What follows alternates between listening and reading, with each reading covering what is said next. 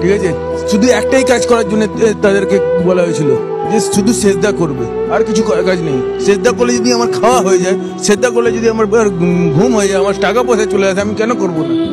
আমি নিজে মানে আমি যখন ইসলাম কবুল করেছিলাম, আমার জেঠু কাকি যে আমাকে ছোট থেকে বড় করেছে, সে আমার পেটে নেপালে চলে গিয়েছে। আমার নিজের স্ত্রী, হ্যাঁ, আমার মাথায় রড মেরেছে, মানে লোককে দিয়ে মারিয়েছে। ঠিক আছে, আমার নিজের স্ত্রী আমার গলা কেটে দিয়েছে। আমার নিজের শাশুড়ি নাকে হাসুই চালিয়েছে। হ্যাঁ, তারপরে আমি ইসলাম ছাড়িনি। কেন?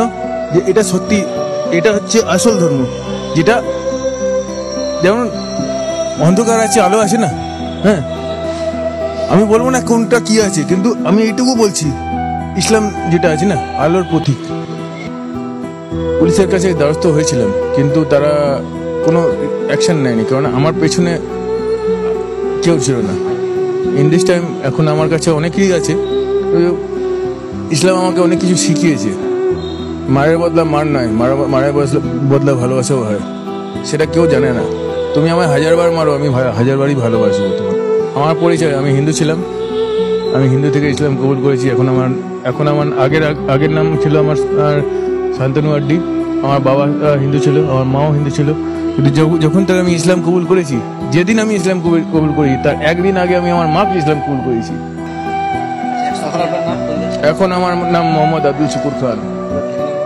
এখন আমি থাকি সন্তোষপুর। না, আমার ওয়াইফ আমায় ছেড়ে দিয়েছে। আমার একটা কচি বাচ্চা আছে।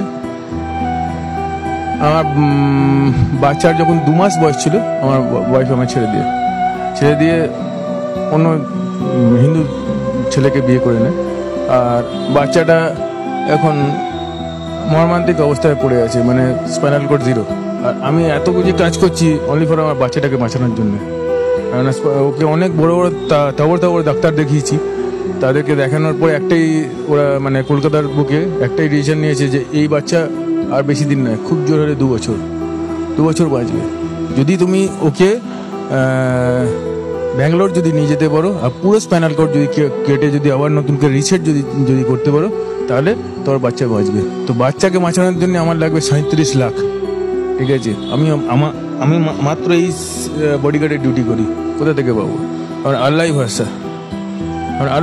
কারণ যখন আমি দেখছি যে আল্লাহ ছাড়া কোনো মাবুদ নেই, লা ইলাহা ইল্লাল্লাহ, হ্যাঁ, मोहम्मद रसूलुल्लाह सल्लल्लाहु अलैहि वसल्लम ওটা আলাদা আছে, ला इलाहा इल्लल्लाह, अल्लाह सिवा कोई माबूद नहीं है। ठीक है, रोने का है तो अल्लाह का सामने और किसी का सामने नहीं। ठीक है।